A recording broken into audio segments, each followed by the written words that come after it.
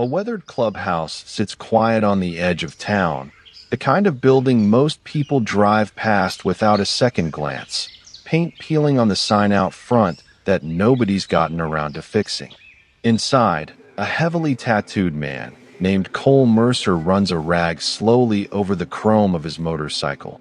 The only sound in the room, the low hum of a television nobody's really watching. A reporter's voice cuts through the static. Entire blocks of the old Riverbend Industrial District are being cleared today, she says, as the city moves forward with its redevelopment plan. Cole barely lifts his head. He's heard 100 stories like this one over the years. Cities clearing out neighborhoods always sounds the same, dressed up in words like progress and opportunity. Then the camera shifts, and a rusted gate fills the screen. Faded brick, peeling letters that still spell out Riverbend Metal Works. Cole's hand stops moving mid-stroke. The rag slips from his fingers and hits the concrete floor without him noticing. His eyes are locked on the screen now, completely still, the way a man goes still right before something in his chest cracks open. He hasn't seen that gate in years. He never thought he'd see it on a television screen with police tape strung across it like a crime scene. The camera shifts again, and a young mother now stands outside those same gates, exhaustion carved into every line of her face. A stack of eviction papers clutched against her chest like they might slip away from her too if she loosens her grip for even a second. Her name is Elena Reyes, though nobody in that clubhouse knows it yet. She looks into the camera, and her voice cracks as she says she doesn't know where she and her children are supposed to go tonight. The room goes still. Cole whispers one word, barely audible. No. He knows that woman. He knows that factory. And he knows something the news crew standing outside those gates has no idea about. That factory belongs to him. If you've ever watched someone you love get pushed out of the only home they've ever known, you already understand the weight sitting on Cole's chest right now. Stay with me, because what happens next says something about what people owe each other long after the ones who trusted them are gone. Before we continue this story, let us know in the comments where you're watching from. We'd love to hear from you. And if you're new here, click that subscribe button so you never miss any of our upcoming videos. The questions start piling up fast. Why does a rough biker own a factory that looks abandoned on the evening news? Why does he recognize a woman being thrown out of a building he supposedly controls? One of the younger members, a quiet kid named Danny who's only been patched in for a year, notices Cole's face has gone pale in a way he's never seen before. Danny's still new enough that most of Cole's history is a mystery to him, pieced together from things older members mention in passing and never fully explain. He asks what's wrong. Cole doesn't look away from the screen. They're touching family, he says, low and even. Danny asks what family, because as far as he knows, Cole doesn't have any, not a wife, not kids, not so much as a photograph on his nightstand. Cole rises slowly from his stool, old memories rising with him. Memories he hasn't let himself sit with in years. Get everybody ready, he says. Nobody argues. When the president says that, in that tone, you move. Boots hit the floor. Jackets come off hooks. Within minutes, the clubhouse that was silent a moment ago is full of motion. Men who don't yet understand what they're riding toward, but who trust the man leading them enough not to need an explanation first. One older member named Reyes, no relation to Elena, just an old road name from a town he used to live near, asks Cole quietly if this is trouble. Cole shakes his head. It's the opposite of trouble, he says. It's what we owe. Nobody in that room yet understands why an old factory means more to Cole than almost anything else in his life. They don't know who Elena is, or why he called her family when he's never once mentioned a wife or children of his own in all the years they've ridden beside him. All they know is that engines are about to start, and that whatever's happening at Riverbend, their president intends to be standing in the middle of it before the sun goes down. To understand why, You have to go back further than any of them realize. Back to a version of Cole Mercer most of these men never met, and probably wouldn't recognize if they saw him standing in front of them. Cole Mercer wasn't always a man other men followed without question. Years earlier, he was a mechanic without a shop, drifting between short jobs and shorter tempers, carrying debts he couldn't pay and a past he didn't talk about with anyone who asked. He'd been in and out of trouble the way men without direction often are, not because he was cruel by nature, but because nobody had ever given him a reason to be anything else. And it's a lot easier to keep drifting than it is to stop and build something you might lose. Riverbend Metal Works was struggling to survive back then too, kept alive by a stubborn, aging owner named Victor Reyes, a man who believed a factory was only as strong as the people it employed, not the machines it ran. Victor hired men nobody else would touch. Former inmates, injured veterans, bikers trying to claw their way back into some kind of normal life after years of living outside of one. Cole showed up one afternoon looking for work he didn't expect to get, half convinced Victor would take one look at him, at the tattoos and the record that came with them, and turn him away like everyone else had for the better part of 2 years. Victor didn't ask about his record.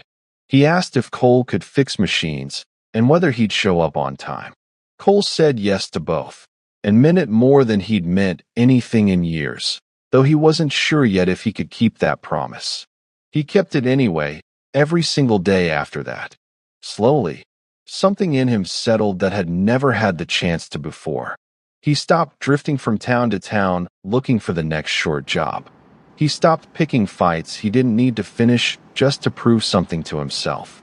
He started showing up not because a parole officer required it, but because Victor had given him something nobody else ever offered him, a reason to be somewhere, and people who expected him to be that somewhere the next morning. Victor would sometimes stay late with him fixing a stubborn machine, the two of them barely talking, just working side by side in a way that said more than conversation ever could. Cole never said thank you out loud. Men like him rarely do, because gratitude feels like admitting weakness they've spent years hiding behind leather and silence. But he never forgot what Victor did for him either, and that kind of debt doesn't disappear just because the man who gave it to him is no longer around to collect it. Victor's daughter grew up around that factory floor, running between machines as a little girl while her father worked late most evenings. Elena Reyes had her father's stubbornness and her mother's patience, and she never once complained about the long hours she put in on the assembly line herself once she was old enough, even after she became a widow raising 2 children on her own with barely enough left over each month to keep the lights on and the refrigerator full. She stayed close to Riverbend because leaving would have meant abandoning something her father built with his bare hands, something that fed half the families in that neighborhood in one way or another, whether through paychecks or the small kindnesses Victor was known for extending when times got hard for someone on the line. Then Victor died, suddenly, and without warning, a heart attack in his sleep that left no time for final conversations or last instructions. No chance for Elena to ask him the questions she'd wish later she had asked. He left behind a factory that was already struggling under debt he'd never fully disclosed to anyone, not even his daughter, and a business that was quieter than it used to be, fewer orders coming in each year as competitors undercut prices Riverbend couldn't match. Elena had no idea how deep those debts really went, or what would happen to the place once word got out that the man holding it together through sheer will was gone. Developers noticed almost immediately. Men in tailored suits began circling Riverbend like they'd been waiting years for the old man to finally let go of something they'd wanted all along. Patient the way people are patient when they know time is on their side. And somewhere in all of that, a question started forming that nobody in this story had an answer to yet. Who actually owned that factory now that Victor was gone? The city assumed nobody would ask that question loudly enough to matter. The developers assumed nobody left standing had the resources or the standing to fight back. They were wrong on both counts, though it would take one phone call, one news broadcast reaching the wrong living room at the wrong time, to prove it. Back at the clubhouse, engines roar to life one after another, filling the yard with noise and exhaust, and the particular kind of energy that comes right before men do something they believe matters more than themselves. Leather jackets, worn boots, faces set with a kind of quiet resolve that doesn't need explaining to anyone standing nearby watching them prepare. Nobody asks Cole what the plan is. Nobody needs to. Some things you just show up for, and figure out the rest once you're standing in the middle of it. The way Cole himself once showed up at a factory gate without knowing what would come of it. Across town, the scene at Riverbend is already falling apart faster than anyone expected it would. Developers stand near a row of police cars, holding folders thick with paperwork. They seem almost eager to show off to anyone who questions them. Workers cry as they clean out their lockers for what they believe is the last time, taking down photographs and old union stickers they've had taped up for a decade or more. Personal items that don't mean much to anyone but them. One older worker named Harold, who'd been on the line for nearly 20 years, keeps asking the same question to nobody in particular. Where am I supposed to go at my age? Nobody has an answer for him. Elena stands near the gate, trying to hold herself together for her children's sake, terrified she's about to lose her home, her father's legacy, and any future she thought she was slowly building for her kids one overtime shift at a time. Then she hears it, a low rumble, faint at first, then unmistakable, growing louder with every second until it's impossible to ignore. Dozens of motorcycles. Every head at Riverbend turns toward the sound at once, workers and developers and officers alike, none of them sure yet what they're about to witness rolling up the road toward them. If your favorite person in this story is Elena right now, let us know in the comments. And ask yourself honestly, would you have had the strength to stand there the way she did, holding herself together in front of her children while everything she loved was being taken apart around her piece by piece? The convoy rolls in slow and deliberate, engines dropping to a low idle as they come to a stop just outside the gates, forming a line that seems to stretch the length of the block. Cole swings off his bike first and walks straight toward Elena without a word to anyone else. Not the officers, not the developers, not even the workers watching him with confusion written across their faces. She recognizes him instantly, years of memory rushing back at once. The factory floor, her father's voice calling out instructions across the room. A much younger Cole covered in grease and gratitude he never quite knew how to express out loud. "You came," she says, barely able to get the words out through the tears already building behind her eyes. "Your father would have done the same for me," Cole answers, and means every word of it. The developers laugh it off, certain this is nothing more than a scare tactic dressed up in leather and chrome. A group of men trying to intimidate their way into changing something that's already been legally settled. They wave their documents in the air, insisting the city approved everything months ago through proper channels, that the property now legally belongs to the Redevelopment Corporation on paper, and that a group of bikers showing up changes exactly nothing about that paperwork, no matter how many of them there are. A few of the exhausted workers start to lose hope again, their eyes dropping to the pavement, because paperwork has a way of looking a lot more real than hope does when you're standing in the middle of losing everything you've built your life around. One officer steps forward and quietly warns Cole and the others not to interfere with a legally sanctioned process, his hand resting near his belt in a way that isn't quite a threat, but isn't nothing either. Cole doesn't raise his voice or his hands. He simply says they're not interfering with anything. They're just standing with people who need somebody standing beside them. The officer doesn't have a response to that. Then Elena says something that stops Cole cold, something he wasn't ready to hear standing there in front of everyone. Her father died believing he'd failed everyone who depended on him. In his final months, he confided in her, late one night when he thought she was already asleep, that he thought Riverbend would disappear the moment he was gone, that he'd let his workers down in the end no matter how hard he'd tried to keep the place standing against odds that kept getting worse every year. Cole's jaw tightens at that, because Victor never had the chance to learn the truth of what he actually accomplished before he died. And Cole knows exactly what that truth is, buried in a place none of these people have thought to look yet. What would you do in this moment? Walk away and protect yourself, or stand beside the people who once gave you a second chance when nobody else would even look at you twice? Tell me honestly in the comments, because I'm not sure everyone would choose the same answer if they were being honest with themselves. Something else comes rushing back to Cole then. A memory he buried without realizing how important it actually was until this exact second.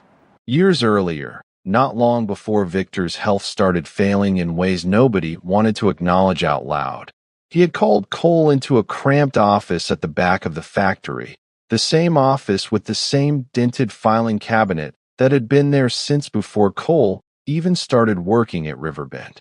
Victor asked him to sign a stack of papers, and Cole assumed they were routine, just another form for another shift change, the kind of paperwork Victor was always shoving in front of somebody without much ceremony attached to it.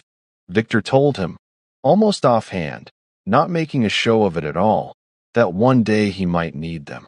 Cole never understood what he meant by that at the time, until this exact moment, standing outside those gates with everything on the line and a room full of people counting on an answer he didn't have yet. He tells the others to hold their ground and keep things calm, then rides back to the clubhouse alone, faster than he's ridden in years, his mind racing through every conversation he ever had with Victor, trying to remember exactly where that folder ended up. In a storage room nobody bothers to touch, buried beneath old tools and a thick layer of dust that hasn't been disturbed in what looks like a decade, sits a battered leather folder Cole hasn't opened since the day Victor handed it to him without explanation. His hands aren't steady as he pulls it out from beneath a stack of forgotten crates. For a moment, he almost convinces himself it's the wrong folder, that he's about to open it and find nothing but old receipts. Inside are legal documents, property records, signatures Cole barely remembers making, his own name staring back at him in ink that's faded but still legible after all these years. Victor had quietly transferred controlling ownership of Riverbend Metal Works to Cole long before he died, not because Cole had money or standing in the world, but because Victor trusted him more than anyone else left in his life to protect the people who depended on that factory once he no longer could do it himself. Cole sits there for a long moment, just staring at his own signature, understanding for the first time what kind of faith a man has to have in someone to hand over everything he built without ever saying it out loud, without ever asking for so much as a promise in return. Then he closes the folder, tucks it against his chest like it's something fragile, and rides back to Riverbend with it, understanding now exactly what he has to do and exactly what it will mean for the people standing outside those gates waiting on him. Everyone braces for a confrontation the moment he pulls back through the gates, certain from the look on his face that something has changed. Instead, he walks straight up to the developers and hands the documents over without a word, without raising his voice, without any of the theater they seem to be expecting from a man in a leather cut who just rode off and came back. Lawyers examine them carefully, flipping through page after page with growing confusion crossing their faces one by one. Officers examine them too, comparing signatures, checking dates against city records on a laptop one of them pulls from the car. And slowly, the confidence drains out of every suit standing there, replaced by something closer to panic, because the redevelopment project was built on a foundation that never actually existed in the first place. They never owned Riverbend. Not for one single day. The eviction was never legal to begin with, and everyone standing there now knows it, including the officers who quietly stepped back from the gate they were guarding minutes earlier. The padlocks come off the gates one by one, the sound of each one hitting the ground almost ceremonial in the silence that follows. Workers who moments ago were packing their lockers now stand frozen, unable to process what just happened in front of them, some of them laughing through tears, others simply sitting down right where they were standing. Elena breaks down in tears, and through them she manages to ask Cole one question, the only one that matters to her right now, the only one she's been carrying since the moment he rode away. Did my father know? Cole nods slowly, holding her gaze steady even though his own eyes aren't quite steady anymore.